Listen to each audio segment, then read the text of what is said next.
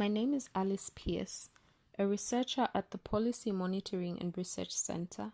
Today's topic is assessing levels of women's participation in policy formulation. Today's topic, we're going to be discussing assessing levels of women's participation in policy formulation. Women are key stakeholders in decision making. They play a huge role in providing unique perspectives into various issues that not only impact their socio-economic spheres at individual level, but also at community and national development level. Women's participation in the overall national development agenda is a fundamental human right and also a marker for good governance. In spite of this, gender power dynamics still shape many parts of society. Globally, women continue to be underrepresented in the formulation of national policies, as well as in the political and economic decision-making spheres. Now, what is participation? Participation refers to the extent to which one's voice is heard, respected, and applied in decision-making, planning, implementation, and monitoring of actions. It's important to note that undermining women's voices could lower levels of participation in policy formulation even further.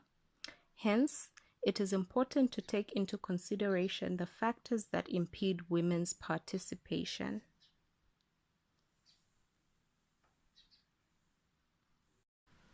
Now let's look at the regional and international frameworks and instruments that support women's participation.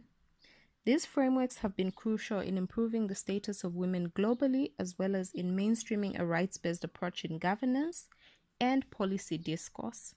Zambia is signatory to and has ratified conventions and frameworks that include the Convention on the Elimination of All Forms of Discrimination Against Women, also known as CEDAW, the Beijing Platform for Action, the Sustainable Development Goals, the Universal Declaration of Human Rights, the United Nations Framework Convention for Climate Change, the International Covenant on Civil and Political Rights, the International Conference on Population and Development, the Protocol on the Rights of Women in Africa, and the SADC Gender Protocol, among others.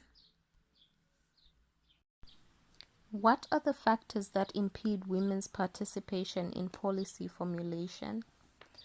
Women constitute a heterogeneous group with different characteristics and unique qualities. Within groups of women, it is important to be cautious of their positionalities and not assume homogeneity of the group. In society, various factors tend to converge to hinder women from participating in political processes such as policy formulation.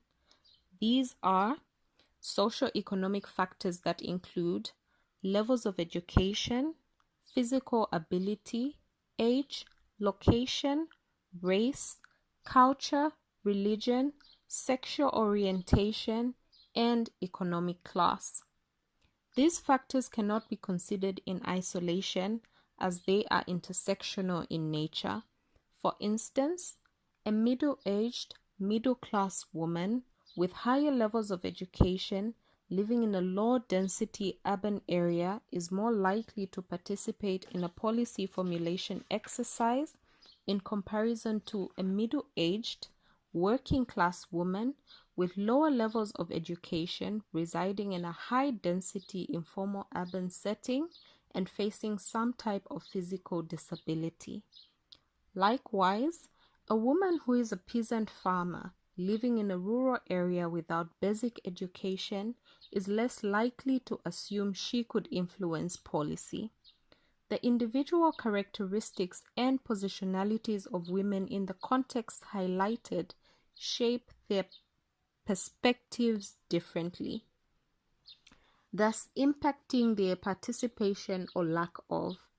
Policymakers need to take into consideration how these factors influence one's participation in policy formulation and find ways to reduce these barriers. Assuming that women have the same needs or face the same challenges could lead to poor participation levels among them, and also underplays the power and influence that some women wield over others. Moreover, there are multiple factors that could hinder different women from participating in the policy discourse. These barriers could be structural in nature or agency barriers. Broadly, structural barriers are those that are embedded within systems or processes that may hinder an individual from exercising their free will or participating in certain tasks. Factors such as lack of access to education or civic knowledge may prevent an individual from making informed decisions, or the systematic discrimination of women from partaking in social political debate based on their gender are considered as structural issues. Such barriers often entail political interventions such as law reforms or policy actions to facilitate the inclusion of marginalized women. While on the other hand, agency barriers are issues that an individual may experience at a personal level that limits their ability to exercise free will. For instance, the lack of confidence or willingness to participate in an activity are limitations to one's agency. These may be resolved through easier interventions such as capacity building, improving the civic knowledge of citizens, or raising awareness on the importance of partaking in political processes. However, these barriers may not resonate with women in the same way, since what may be relevant to some may not apply to others. Contextualizing these various factors could assist in resolving some constraints to an extent, but may not provide a solution to all barriers. Firstly, women's individual capabilities and resources could influence one's participation. Similarly, social, political, economic, and cultural issues largely shape women's experiences. As such, these experiences may have a push and pull effect. For instance, if one is more informed or has a certain level of education, they are more likely to take an interest in political issues, whether it affects them as an individual or as a collective. Conversely, women with poor civic knowledge may opt to shy away from participating in national issues. Economic class also tends to pose a barrier for women to actively participate in policy issues, thus increasing their vulnerability, further undermining their interests. Enhancing women's economic potential could accord them more social power and influence beyond the household and community level, further encouraging them to take an interest in national issues. Another barrier is culture and religion. Generally, women are socialized not to challenge the authority of men. Promoting a paradigm shift in society that appreciates and values women's contributions could not only encourage women to participate, but it may also lead to a more gender-inclusive and responsive policy system across all sectors. Thus, challenging various structural issues such as religious values, societal norms, and culture is imperative in addressing some barriers that prevent women from exercising their agency. Policy formulation process and what role women can play. Policy can be referred to as a set of guidelines put in place in order to solve an identified problem or define a course of action. It offers a clear procedure that is within the confines of the law. Hence, policy formulation is a highly political process that requires political will for it to be successfully implemented and enforced. A policy is formulated after a clear understanding of the existence of a problem, through consultation with various stakeholders and ratification by decision makers. The various stakeholders can include community action groups, civil society organizations, non-governmental organizations, activists, community members, and any interested parties or individuals in the policy formulation process. In order for a policy to be considered inclusive and responsive, it requires the input of the people, particularly those who are most likely to be affected by it or by the lack of it. Additionally, it needs to be backed up by an existing law or the enactment of a law that directly supports it. This makes it legally binding as well as enforceable. In Zambia, the key policy makers include ministers, cabinet secretariat, cabinet committees, and the cabinet. There are 5 key phases involved in policy formulation. These are problem identification and agenda setting. In this phase, research and statistics play a vital role in identifying the existence of a problem. This stage also involves advocacy and rallying political support in order to get political recognition of the problem. The second step is policy formation. Once the problem is on the political agenda, the next phase is to involve various stakeholders and hold consultative meetings. This stage has to be as inclusive as possible, especially towards parties that are most likely to be affected by the inexistence of such a policy. It is also at this stage that a policy is formed. The third step is policy adoption. A policy is then adopted by cabinet and enacted into law. The fourth step is policy implementation. At this stage, a policy is put into practice and resources are availed to aid its enforcement. The last step is policy evaluation. This is a crucial stage of the policy formulation process, as it assesses the impact of a policy. The evaluation offers opportunities for improvement and highlights potential challenges and negative impacts that can then be applied to refine the formulation process or the entire policy.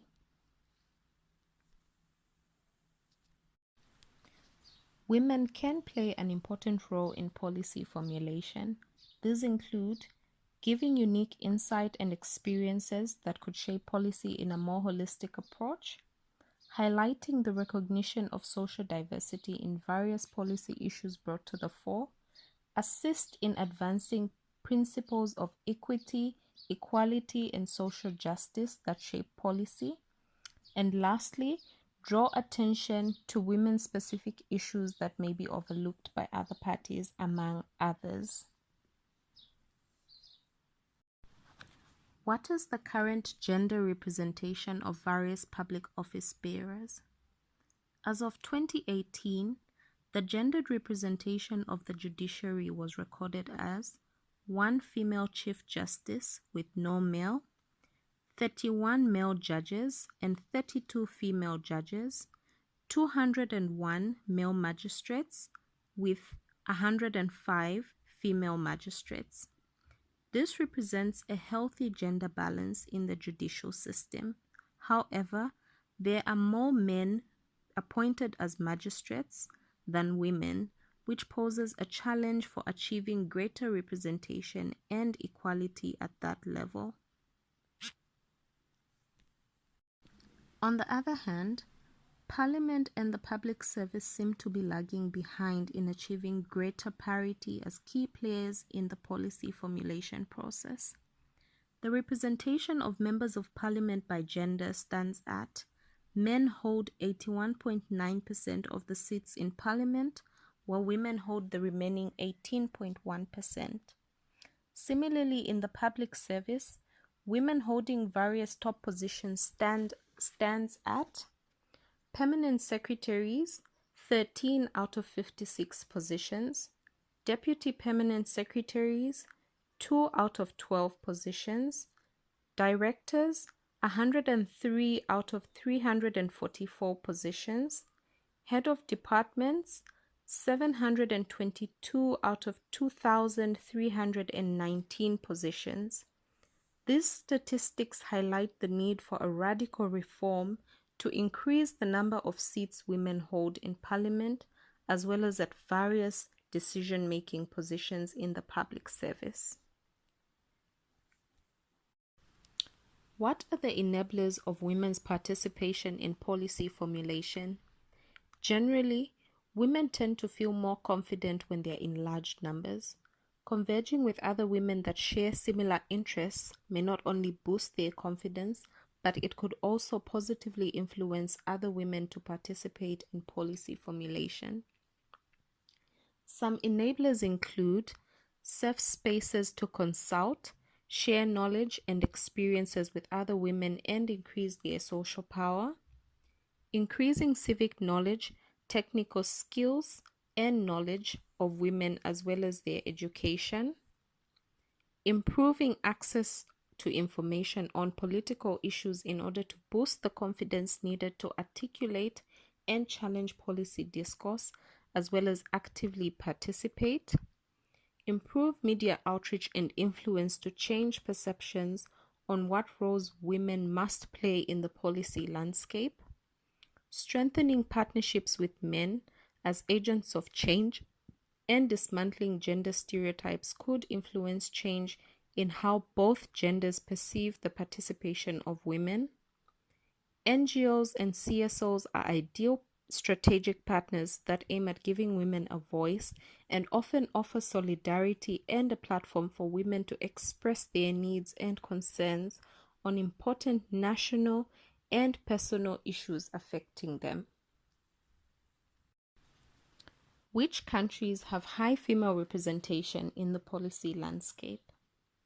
The implementation of a quota system has raised women's participation in countries such as Mozambique with 34.8%, South Africa with 32.8%, Tanzania with 30.4%, Uganda and Burundi with 30.5%, Namibia with 26.9%, and the highest being Rwanda with 48.8%.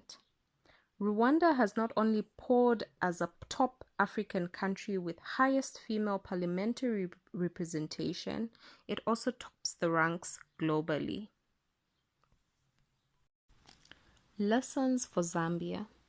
Women are key strategic partners in development and they should be included in the decision-making process for good governance. Similarly, women offer unique insight and experiences that only they can articulate and offer solutions to regarding the challenges that directly influence their well-being. Take South Africa and Rwanda, for instance. Women are responsible for drawing attention to social problems such as gender-based violence, rape, inheritance, and property rights in these countries. This has resulted in policies that offer empowerment and social protection to victims of abuse, as well as recognizing women's rights as human rights.